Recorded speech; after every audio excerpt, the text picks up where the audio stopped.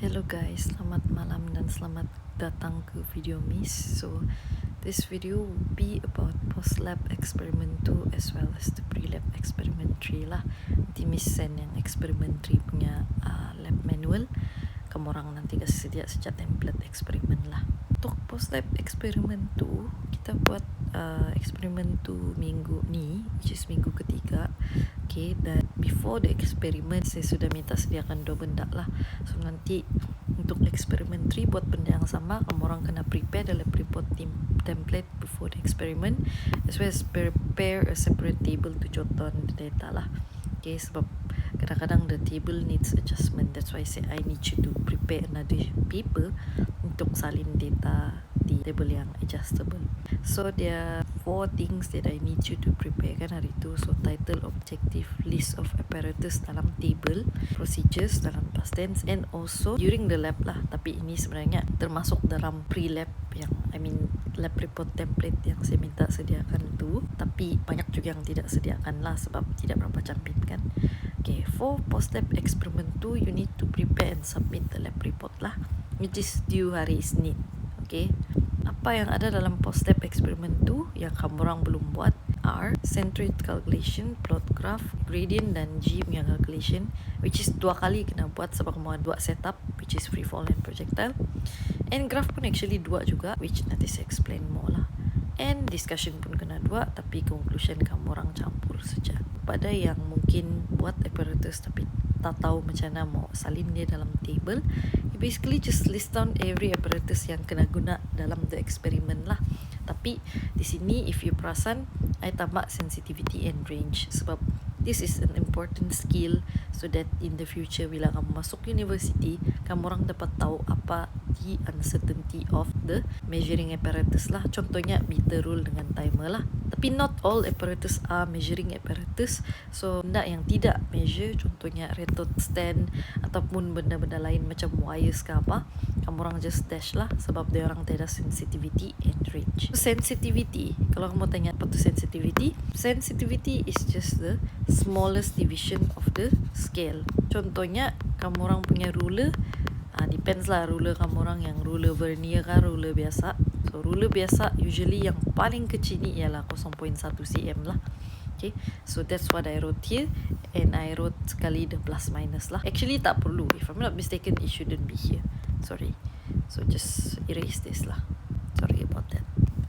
Okay, next one ialah range. So range ialah sejauh mana ataupun sebesar mana your measuring apparatus boleh baca dia punya reading lah. Contohnya for a ruler, a meter rule biasa boleh baca up to 1 meter. So Miss tulis sini 0.0 sampailah 100.0 cm.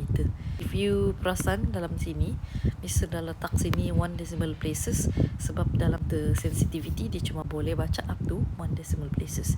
And in timer pun 0.01 because that's the smallest reading that it could read. And kalau kamu tengok sini ada 2 decimal places lah, Miss letak terus the maximum number of value yang boleh ataupun might be able to read dalam digital timer tu lah. How do you prepare a data tabulation? So this is an important skill juga. This will be applicable throughout the whole experiment in this semester and next semester lah.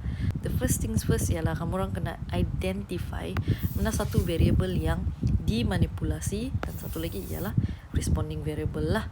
So apa maksud manipulated variable? Dia just benda yang kamu adjust. Contohnya dalam eksperimen tu kita adjust ketinggian bola tu jatuh kan.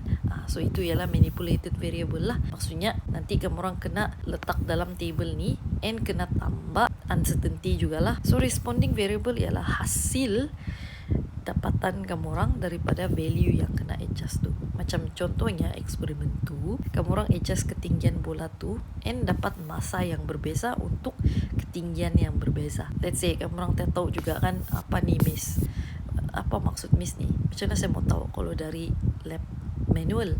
Kamu orang baca lah procedure dia, akan dia mention mana satu yang perlu adjust and mana satu yang akan kamu record daripada yang adjusted value lah. ini Miss macam tertinggal sikit. So basically identify the apparatus tu sebab kita mau kenal pasti dia punya uncertainty. Ni yang ada plus minus tu uncertainty lah. Kalau kamu perasan Miss punya table ni ada number di depan, tapi this is completely optional. It is just for me to track down berapa data yang saya kumpul lah. Okay, so usually kita akan use even number of data lah. Lagi banyak lagi bagus lah sebenarnya. The next one ialah the manipulated variable. Usually kita akan letakkan paling awal lah sebab itu yang kita fix. Banyak juga yang tanya, Miss, apa data ataupun berapa value yang kami kena ambil? Kamu orang sendiri yang adjust lah.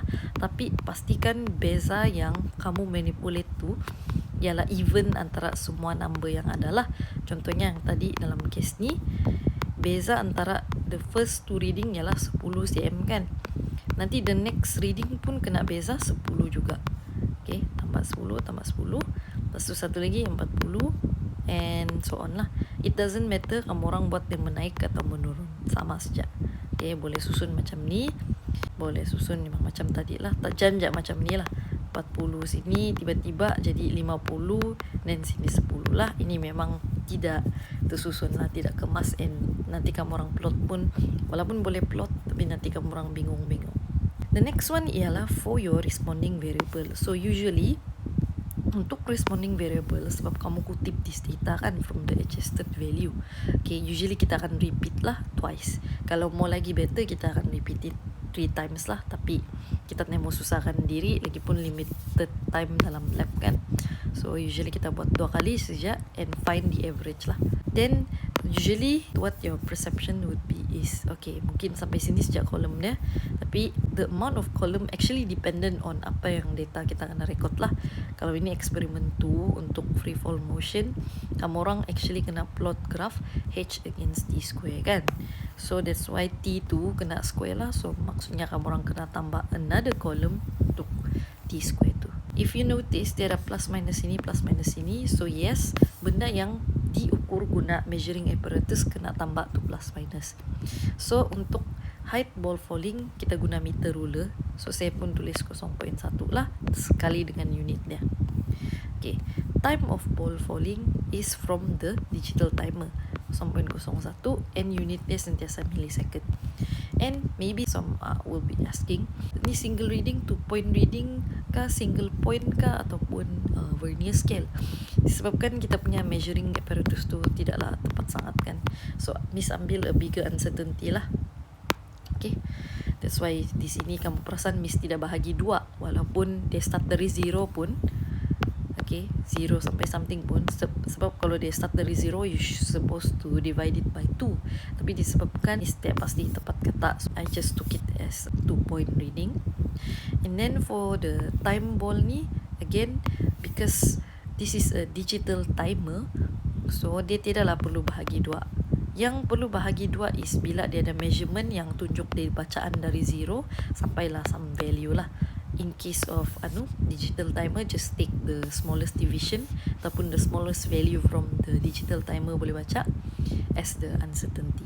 What about the T average yang Miss kira guna apparatus? Miss just perlu tambah unit dia. So di sini unitnya millisecond, and then di sini T square Miss terus convert pergi second square lah. Okay, pastikan dia betul lah. Okay, kita saintis kan. So benda-benda lain ni kamu orang boleh baca lah this file. Okay, sama aja. Every experiment pun akan guna the same method of macam mana membuat table. Nanti experiment 3, which nanti saya bagi file dia, which is here. Nanti kamu orang baca lah teori semua, baca procedure dia. Dan first step as always is tengok apa benda yang kita manipulate. Contohnya macam ni lah, record the value of H. So maksudnya tengok dia sudah bagi tahu berapa H yang kena cari. So ini yang kita manipulate. Okay, untuk eksperimen tu kita memang ada 2 table lah sebab kita ada 2 setup yang berbeza. Satu untuk free fall motion, satu lagi untuk projectile lah. Tapi projectile ada satu benda yang Mr. lupa remind, which is kamu orang kena cari value of H. So if kamu orang tidak sempat record ataupun kamu orang terlupa baca procedure sebab terlampau dependent on Miss, okay, the value ranges from 66.5 cm pergi 67.0 cm. Okay, so gunalah mana-mana value kalau terlupa. The next thing yang saya mau mention, how to calculate centroid. So sudah siap table semua. The next step is kamu orang kena kira centroid. So centroid is just the average of your x and y value lah. Kalau kita tengok apa data yang kamu kena plot, untuk free fall is h against t square lah. H tu selalu akan jadi your y lah. Against tu x lah. After against tu, this is your x value, this is your y value. So maksudnya kamu orang kena cari average h dengan t square. Contohnya h miss ialah this one, which is your y value. So kamu orang kena cari average there just by adding up the value dalam sini. So miss sudah tunjuk contoh lah dalam this calculation, and bahagi dengan berapa data yang ada. Sebab miss ada 6 data, so miss bahagi dengan 6. So dapatlah value dia. Kalau kamu perasan, dia punya decimal places must be consistent with kita punya data yang kena collect. So disebabkan sini ada satu decimal places, sini pun ada satu lah. Okay, average of x, since kita punya x ialah t square, so miss pun tambah semua, ikut je benda yang tadi, cari average, then bahagi dengan the amount of data yang miss adalah, since kita ada 6 data dan 6 lah. And once again, disebabkan miss ada 5 decimal places di sini, my answer would have 5 juga. And take note of the unit, pastikan dia betul. Miss tulis h bar juga di sini. Bar just means their average lah. These are some of the info. Kenapa kita cari centroid is because that's the most basic way untuk cari the best fit of your line lah. Dia, kamu punya line nanti akan lalu centroid, and then you pandai adjust lah, pandai-pandai adjust dia balance ke tak, then you know your best fit of line lah, supaya kita dapat cari value yang tepat. These are the graphs in experiment 2. Okay, so simple untuk graph of h against t square macam ni, and as I said, kamu orang kena ada centroid lah dekat tengah. So I'll draw a centroid over here. Okay, it's a coordinate point. Dibulatkan the x untuk tandakan dia centroid. Pastikan yang plot kamu buat tu kena dalam bentuk x, okay? Jangan buat dalam dot. Susah nanti miss mau track. Okay, apa mau buat dengan the thing? Miss pun akan gariskan dia lah, cari yang paling balance. Usually yang paling balance tu kena paling banyak anu lah. So in this case, kalau miss pusing lagi sini, ni contoh je, sepertinya dia kena the most lines, most plot, but at the same time they balance. Okay, since this is just lukisan biasa, lah. Pastikan jangan tick macam ni ya, kamu punya nanti. Okay, so kalau sebolehnya kasih panjang lagi lah dia punya graf ni. Kamu orang guna pembaris. Okay, miss malas small line. Kena lalu centroid and dia kena besar. And in this case macam balance lah, sebab ada kena 2 yang kena, lepas tu ada 2 di bawah, 2 di atas lah. Okay, 2 sebelah kanan kiri, 2 sebelah kanan. More on the plotting graph tu boleh tengok video miss. Okay, kan tadi miss suruh cari value h. So let's say kamu orang ada value h sudah. So that h value is the one yang kamu orang akan guna dalam this graph. Okay, walaupun kamu cari di projectile, tapi kamu orang akan cari the value of t square daripada this graph. Let's say it's 6, 7. What I would do is saya cari mana 6, 7 di sini. Let's say sini 60, sini 65, sini 70. So 6, 7 would be around here kan. So miss pun akan tanda lah sini. Ini nama dia extrapolate. So ini yang patut kamu buat lah. Jangan guna solid line lah. Solid line tu untuk plot graph. So saya cari t square miss berapa lah di sini. This will be your value yang kamu orang guna dalam calculation nanti. So ini ialah t square yang kamu orang akan guna next part. Untuk cari gradient, on the other hand, kamu orang kena pastikan jangan ambil dekat plotted line. Selalu tu tabiat tu miss nampak kena ambil di sini. Tak boleh salah. Okay, kamu orang ambil somewhere outside the line, tapi still readable lah dalam kamu punya exist tu.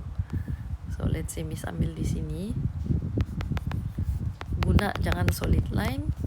Okay, lepas tu miss ambil ini, and miss kalau boleh selalu label your centroid and also label your point lah.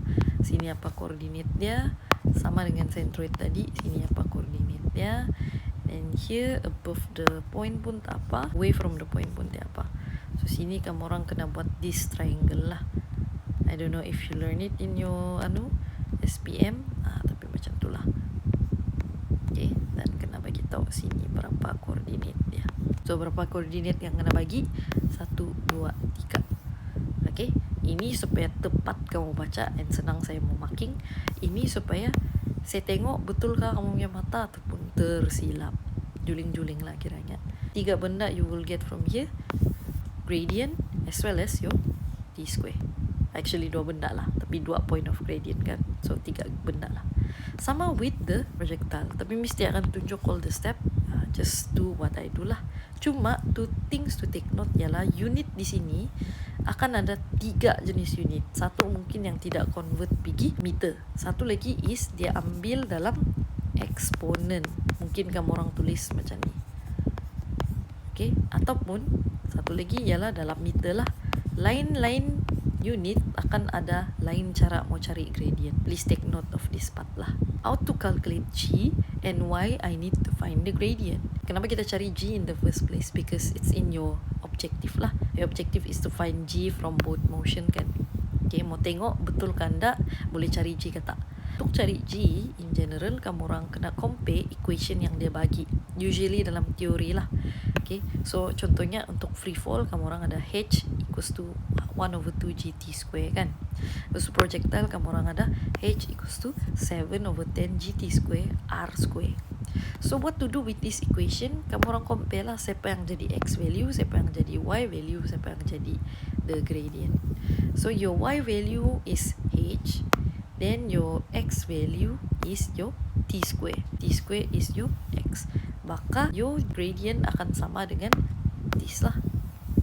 Okay, so Miss equals ini M equals to 1/2G. Okay, so in this case, kalau Miss mau cari gradient, dia just Y2 tolak Y1 over X2 tolak X1 kan. So kamu orang kena identify siapa yang X, siapa yang Y lah. So in this case, your Y is H. So H2 tolak H1. Okay, then your X ialah T square. So Miss tulis ini T untuk kedua T square tolak T1 of the square lah. And unit dia, sebab Miss tidak tukarkan tadi dia punya height pergi meter. So kamu orang kena tulis unit dia sekali masa kamu orang kira. So contohnya Miss kira sini gradient Miss dapat let's say 912.33 cm per second. Okay, so cm ni kena bawa sebelah menyebelah lah. Macam ni. Okay, Miss kena include sekali unit supaya nanti masa kira G, Miss tidak silap unit. So contohnya kan saya mau cari G bukan M. So saya sudah cari M.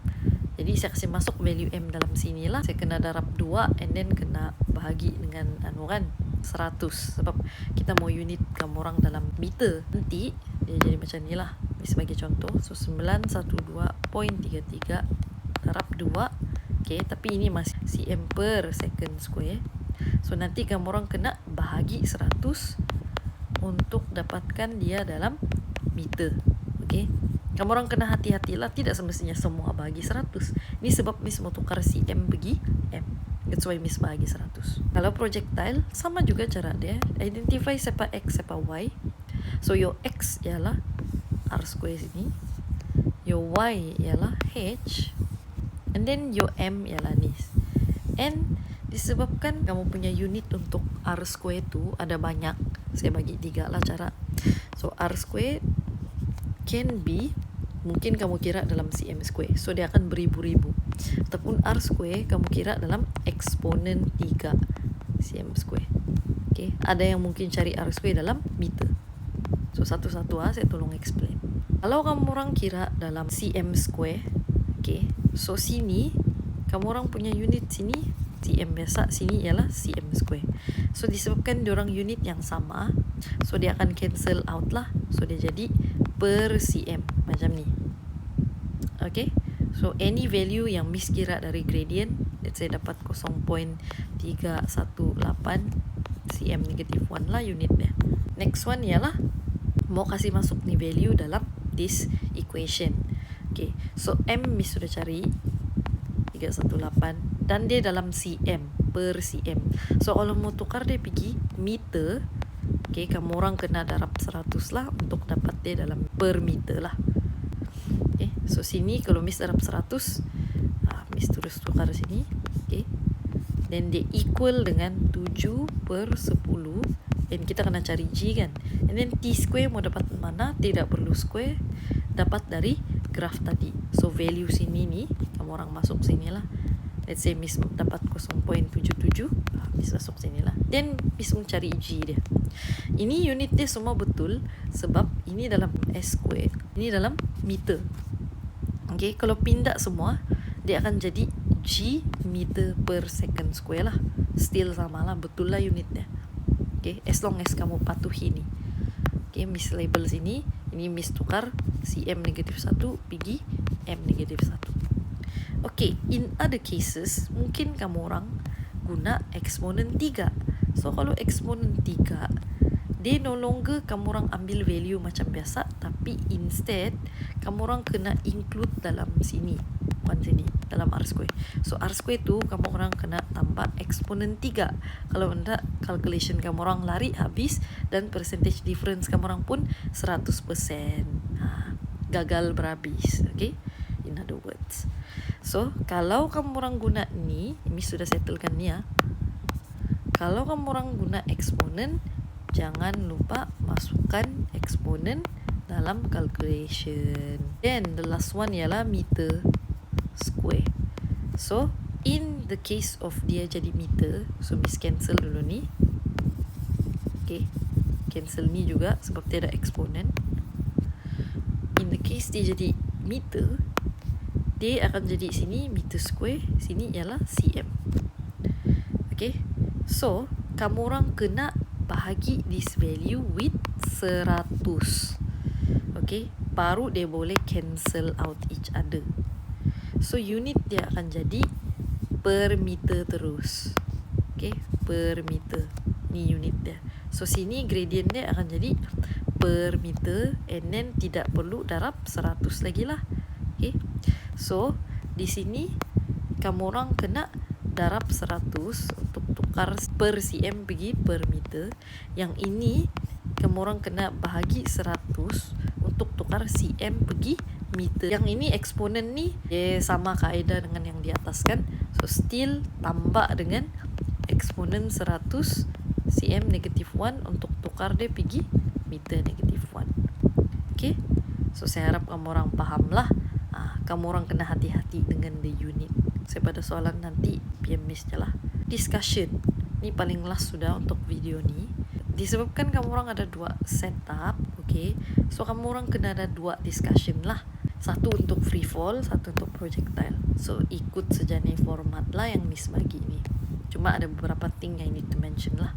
Okay, first kamu orang memang kena cari percentage difference. Ada lecturer lain mungkin minta masa cari calculation, tapi Miss minta masa discussion lah.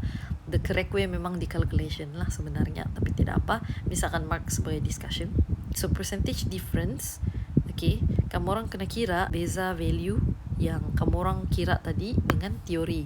So teori ialah 9.81 lah. So if kamu orang perasan, dia ada 2 garis lurus ni, means any value di dalam sini, pengiraan sini, negatif kah, positif kah, akan jadi positif. Sebab ini ialah modulus. Next one ialah, lepas kamu orang sudah kira percentage difference, kamu orang kena first compare value of teori dengan kamu orang punya experimental. So contohnya kalau Miss dapat 10 sini, so saya akan cakap the experimental value which is 10 meter per second square is greater than lah, sebab dia lagi besar. Kalau dia lagi kecil, cakap lesser than lah. So greater or lesser lah, ataupun equal to lah, ataupun about the same. Next thing kamu kena mention ialah percentage difference tu. Okay, so apa percentage difference tu tentukan sebenarnya ialah whether kamu punya eksperimen successful atau unsuccessful. So kalau kamu punya percentage difference is less than 10%, so experiment is successful. Okay, kalau dia greater than 10%, kita cakap dia unsuccessful sebab beza dia terlampau besar lah. That's why I say if kamu orang sampai 99% tu adalah salah kira tu. Macam dia punya dia punya value of G tu kamu orang dapat 0 point something something ataupun 900 point something something. Dua-dua tu salah sudahlah. Ataupun kalau dia equal to 10%, then kita akan cakap unsuccessful jugalah, sebab dia equal kan. How do you state that? You kena bagi tahu dulu lah dia punya percentage different. Okay, contohnya Miss dapat let's say 8%, so is lesser lah than 10%. Therefore experiment is successful, macam tu.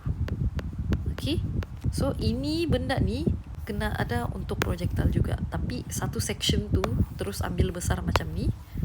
Okay, lepas tu di ada section tambah ni, and conclusion sejalah kamu orang share. Okay, so the last part sudah ni. Sabar. So precaution ialah benda yang kamu orang kena do before the experiment lah. Contohnya untuk free fall, the calibration kan, pastikan dia betul-betul align with the back punya numbering ataupun something else lah. Next one ialah errors and ways to overcome. Errors tu ialah yang during experiment lah. Mungkin bola tu kita cakap parallax error lah when taking the measurement. Kira macam tu lah contoh dia. Height tu, kita kan ada parallax error kan, sengit kali kita tengok tidak perpendicular to our reading. So untuk overcome parallax error, you make sure eyes are perpendicular to the scale je lah, ataupun meter rule lah. Be more specific. I like be more specific.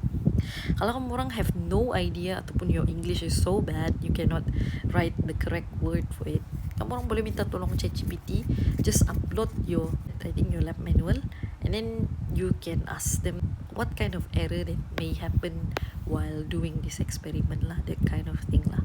Usually precaution kita akan bagi 1 lah. Kalau bagi 2 pun tak apa.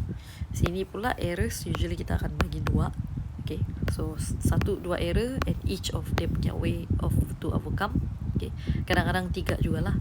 Okay, can give more than 2 lah. Ada halangan. Paling last ialah conclusion. So kamu orang share the same conclusion. Maksudnya dalam satu page tu mungkin untuk projectile motion punya, free fall punya discussion. The next one ialah untuk projectile, tapi they share the same conclusion. Terus satu kali terus gabung sebab it's the same experiment. And then the way you write it is macam ni lah. Kita akan jawab objektif. So from the experiment, the value of gravitational acceleration G was obtained from the free fall motion and projectile motion. Okay, then kamu orang kena state value dengan unit yang betul. So the value of G from free fall motion is something something, while projectile motion is something something. Itu sajalah untuk video ni. Saya harap kamu orang tengok. And for the pre-lab, they just kena prepare benda yang sama lah sebelum ni. Okay, these 5 things termasuklah data tabulation.